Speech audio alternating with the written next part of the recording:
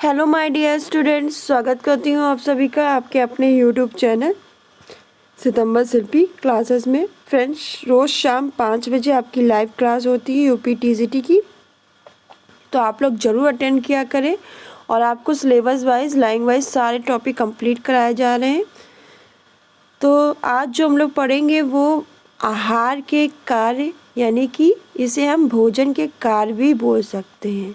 तो आज इसके बारे में अच्छी तरह से पढ़ेंगे, हम लोग समझेंगे, एक एक चीज़ नोट डाउन करेंगे।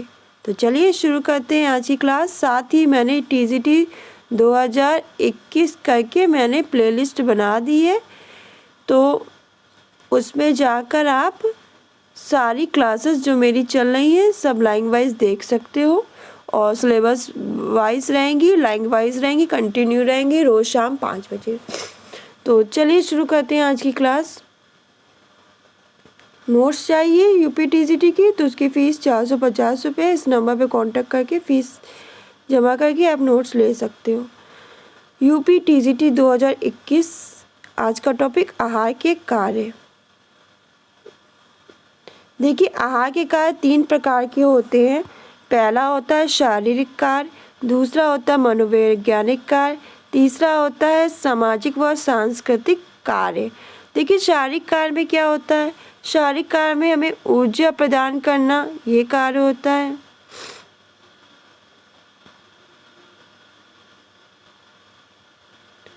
तंतुओं का निर्माण करना,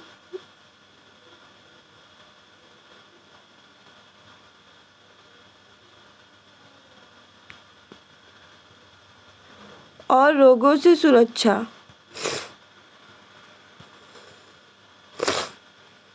सॉरी, थोड़ा सा जुकाम हो गया है। और मनोवैज्ञानिक कार्य में क्या है? मनोवैज्ञानिक कार्य में मानसिक सुरक्षा देता है।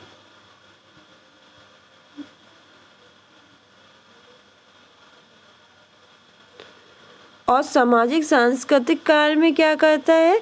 पारस्परिक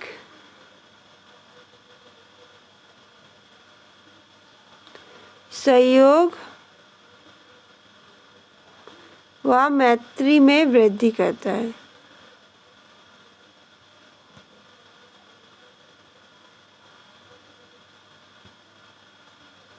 इसको अच्छी तरह और समझ लेते हैं। भोजन के शारीरिक कार्य, तो देखिए, भोजन के शारीरिक कार्य में आपका आता है सबसे पहले ऊर्जा प्रदान करना। मानव को विभिन्न कार्यों को पूर्ण करने के लिए ऊर्जा की आवश्यकता होती है, और यह ऊर्जा हमें भोजन में उपस्थित जो पौष्टिक तत्वों के माध्यम से प्राप्त होती है। जो भोजन में उपस्थित जो पौष्टिक तत्व हैं उनके माध्यम से प्राप्त होती है। शारीरिक क्रियाएं 2 प्रकार की होती हैं, एक बाहर और दूसरी होती आंतरिक शारीरिक क्रियाएं। बाहर शारीरिक क्रिया में खाना बनाना, बर्तन साफ करना, वस्त्र धोना, सीढ़ी चढ़ना, चलना, ये सब आता है। आंतरिक शारीरिक क्रिया में श्वसन तंत्र, रक्त परिसंचरण तंत्र, उत्सर्जन, पाचन तंत्र की क्रियाएं आती हैं, जिनमें ऊर्जा का व्यय होता है। हमारी ऐच्छिक यानी हमारी इच्छा से, और अनैच्छिक जो हमारी इच्छा के अनुसार ना हो, अनैच्छिक क्रियाओं के लिए भी ऊर्जा की आवश्यकता होती है। ऐच्छिक मतलब हमारी इच्छा पर निर्भर, अनैच्छिक जो हमारी इच्छा पर निर्भर ना हो। तो हमारी ऐच्छिक व अनैच्छिक क्रियाओं के लिए भी ऊर्जा की आवश्यकता होती है। शरीर को ऊर्जा प्रदान करने वाले तत्व कौन से हैं? तो आपके कार्बोहाइड्रेट, प्रोटीन, वसा। देखिए, कार्बोहाइड्रेट हमें स्टार्च और शर्करा दोनों पदार्थों से प्राप्त होता है। तो याद रखिएगा, जो हमारा कार्बोहाइड्रेट है वो हमें स्टार्च से भी प्राप्त होगा और शर्करा दोनों से ही प्राप्त होगा। अनाज में गेहूँ, चावल, ज्वार, बाजरा हमें स्टार्च प्रदान करते हैं, वह शर्करा हमें वर्ग में ग्लूकोज, शक्कर, गुड़ आता है, शहद आते हैं, जिसके जलने से ऊष्मा 4 कैलोरी ऊर्जा उत्पन्न होती है, और जिसके जलने से ऊष्मा व 4 कैलोरी ऊर्जा उत्पन्न होती है। तो इम्पोर्टेंट लाइन प्रोटीन उस स्थिति में ऊर्जा प्रदान करने का कार्य करता है जब शरीर को पर्याप्त रूप से कार्बोहाइड्रेट प्राप्त नहीं हो पाता। जब शरीर को पर्याप्त रूप से, यानी जितनी हमें कार्बोहाइड्रेट की आवश्यकता है, तो जब शरीर को पर्याप्त रूप से कार्बोहाइड्रेट प्राप्त नहीं हो पाता है तब प्रोटीन प्राप्ति के प्रमुख साधन मांस, मछली, दूध, अंडा, दालें, फलियां, सोयाबीन है। प्रोटीन हमें निम्न स्थितियों में ऊर्जा देने का कार्य करता है, देख लेते हैं। जब शरीर से प्रोटीन की मात्रा आवश्यकता से अधिक हो, जब शरीर में कार्बोहाइड्रेट की कमी हो, जब भोजन में पाया जाने वाला प्रोटीन निम्न कोटि की हो। 1 ग्राम प्रोटीन जलकर 4 कैलोरी ऊर्जा प्रदान करता है। पहले तो ये नोट डाउन कर ले, 1 ग्राम प्रोटीन जलकर 4 कैलोरी ऊर्जा प्रदान करता है। ये इम्पोर्टेंट लाइन। वसा सबसे अधिक मात्रा में ऊर्जा प्रदान करने का कार्य करता है। तो सबसे अधिक मात्रा में ऊर्जा प्रदान करने का कार्य कौन करता है? तो वसा। इसको भी नोट डाउन कर ले। 1 ग्राम वसा और 9 कैलोरी ऊर्जा जलकर उत्पन्न करता है। तो 1 ग्राम वसा 9 कैलोरी ऊर्जा जलकर उत्पन्न करता है। फिर हमारा तंतुओं का निर्माण। तो हमारे शरीर में तंतुओं का निर्माण का कार्य भोजन में पाए जाने वाले पौष्टिक तत्व करते हैं। कौन कौन से? प्रोटीन और खनिज लवण। प्रोटीन क्या है? देखिए, प्रोटीन एक पौष्टिक तत्व है जो नवीन ऊतकों का निर्माण करता है और टूटी फूटी जो ऊतक है उनकी मरम्मत करता है। उच्च कोटि का जो प्रोटीन है वो हमें मांस में, मछली में, अंडे में, मांस, मछली, अंडा, दूध से प्राप्त होता है। जबकि निम्न कोटि का जो प्रोटीन है हमारा, जो निम्न कोटि का, याद रखिएगा, जो निम्न कोटि का प्रोटीन है हमें दालों से, फलियां और सोयाबीन से मिलता है।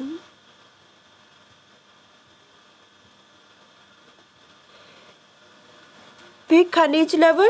तो खनिज लवण में क्या आ जाएगा? देखिए, नवीन तंतुओं के निर्माण में खनिज, जितने भी नवीन तंतु हैं उनके निर्माण में खनिज लवण का महत्वपूर्ण रोल होता है। खनिज लवण में मुख्य रूप से आपका जो होते हैं, खनिज लवण में जो आपके मुख्य रूप से है, तो उसमें आपका कैल्शियम, फास्फोरस,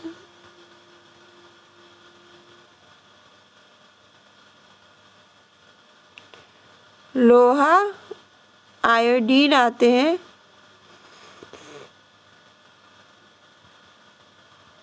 जो रक्त और दांतों के निर्माण में महत्वपूर्ण योगदान देते हैं। जो रक्त में व दांतों के निर्माण में महत्वपूर्ण योगदान देते हैं।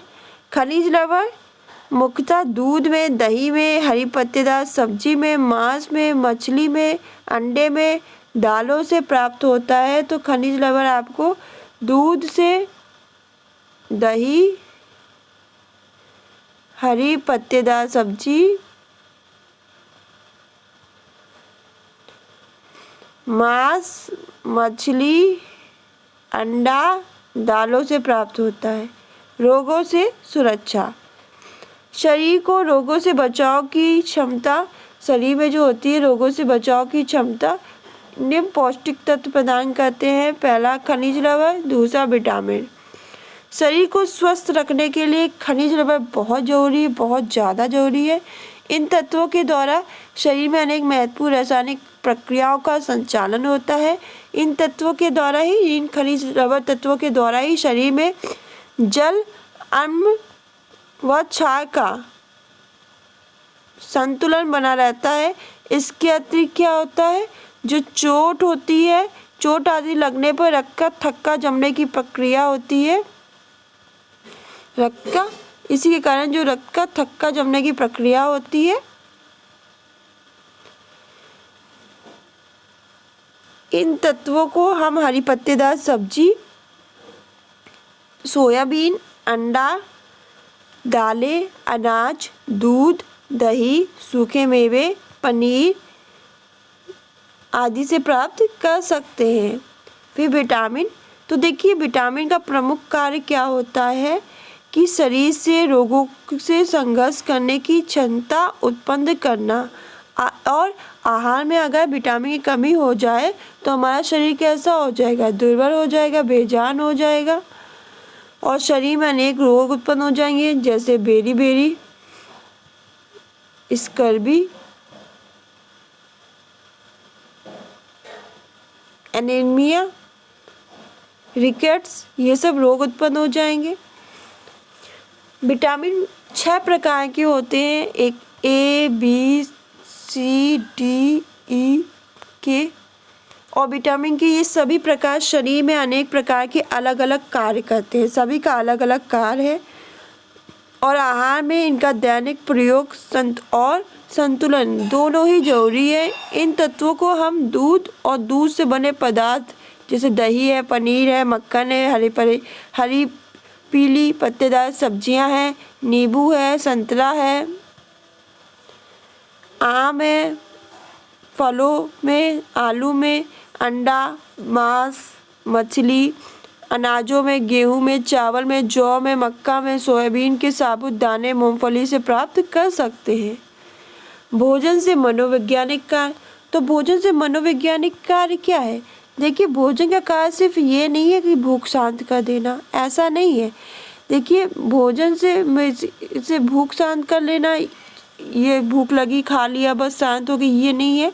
बल्कि क्या होता है कि जब कभी हम लोग भोजन बनाते हैं, अतिथि को बुलाते हैं, वो खाता है तो वो कहता है वाह क्या भोजन बनाया, तो इससे क्या होती है, एक मनोवैज्ञानिक सुरक्षा मिलती है, एक मनोवैज्ञानिक आनंद मिलता है, मन को शांति मिलती है कि हाँ मैंने मतलब इतना अच्छा खाना बनाया, एक मतलब मेहमान को इतना अच्छा लगा। कोई भी तारीफ करे आपको अच्छा लगता है, तो भोजन हमें मनोवैज्ञानिक कार्य करता है। जब हम खाना बनाते हैं, कोई अतिथि आता है हमारी तारीफ करता है तो उसका और हमारे मन में लालसा आती है ना कि हम और अच्छे से बनाए, और तारीफ होगी, एक और तारीफ होगी। हमें लगता है हम इतना अच्छा खाना बना लेते, लोग मेरी तारीफ करते, कुछ लोग कहते ना कि उसके हाथ का समोसा कितना अच्छा है। तो इससे क्या होता है, एक मानसिक संतोष मिलता है और व्यक्ति के मानसिक तनाव को ये कम करता है। अनेक बार घर परिवार की बहुत सी समस्याओं का निदान खाने के समय और सब लोगों के साथ मिलकर बैठने के कारण ही संभव होता है कि जब सब लोग इकट्ठे बैठते हैं टेबल पर और खाना खा रहे होते हैं और स्वादिष्ट खाना हो रहा होता है, तो इससे क्या मानसिक तनाव भी खत्म हो जाता है और साथ ही बहुत सी समस्याओं का समाधान भी हो जाता है। भोजन के सामाजिक व सांस्कृतिक कार्य, देखिए भोजन प्राचीन काल से समाज में पारस्परिक विचारों के आदान और प्रदान और संबंधों की स्थापना का आधार रहा है। इसका एक कारण यह भी हो सकता है कि भोजन समाज की अनिवार्य आवश्यकता है, चाहे वह समाज की किसी भी स्तर का क्यों ना हो। पुराने समय से ही अनेक धार्मिक व सामाजिक अवसर पर, चाहे तीज हो, त्योहार हो, चाहे शादी हो, जन्म दिवस हो, तो इसमें क्या है, भोजन कराने की परंपरा चली आ रही है। आप कथा भी होती है तो आपको प्रसाद दिया जाता है और पंडित को भोजन कराया जाता है। तीज त्योहार होता है, शादी होती है तो उसमें भोजन होता है। तो इसका विशेष लाभ क्या होता है कि हम अपने जो सगे संबंधी हैं, मित्र हैं, सब आपस में एक स्थान पर एकत्रित होते हैं और एक दूसरे से संबंध बनाते हैं, एक नयापन होता है, सब लोग एक और साथ में बैठ के भोजन करते हैं। अनेक गोष्ठियाँ हैं, सभा सम्मेलन है, प्रतियोगिताओं के समय भी कुछ भोजन अथवा जलपान आदि का प्रबंध किया जाता है, जिससे क्या होता है, पारस्परिक मित्रता बढ़ती है। आज के समाज में लोग दूसरे के प्रांत के भोजन के प्रति रुचि रखते हैं। ये नहीं कि एक दूसरे के प्रांत के प्रति आजकल रुचि बढ़ती जा रही है। सामाजिक सहयोग, सहिष्णुता, सद्भावना के प्रति एक अच्छा संकेत है और इन रुचियों की पूर्ति हेतु लोग आपस में क्या करते हैं, मिलते हैं। जैसे किसी को डोसा बनाना आता है और दूसरे को नहीं आता तो वो जाएगा, पूछेगा ना, मिलेगा, खाया उसने और पूछा कैसे बनाते हैं। तो एक दूसरे की संस्कृति को अपना रहे हैं, एक दूसरे के खान पान को अपना रहे हैं। इन्हीं रुचियों की पूर्ति हेतु लोग आपस में मिलते हैं और एक दूसरे की पाक कलाओं को ठीक प्रकार से सीखने और एक दूसरे की भाषा का ज्ञान भी अर्जित करते हैं। सामाजिक और सांस्कृतिक कार्य ये करता है भोजन। जैसे हमारा होली है, दिवाली है, तो बहुत सारे घरों में होता है एक ही जगह सब लोग इकट्ठा होते हैं। जहाँ भी अगर बाहर नौकरी भी कर रहे हो तो होली दिवाली सब आते हैं, फिर खाना बनता है और सब लोग खाते हैं, परिवार में खुशियाँ आती हैं। तो ये सब कार्य करता है भोजन। तो ये था भोजन के सामाजिक और सांस्कृतिक कार्य। तो इसी के साथ भोजन के कार्य फिनिश हो रहे हैं, इतना ही था। अब नेक्स्ट टॉपिक है संतुलित भोजन। तो हम लोग नेक्स्ट क्लास में संतुलित भोजन पढ़ेंगे। ये यहीं पे फिनिश होता है। धन्यवाद।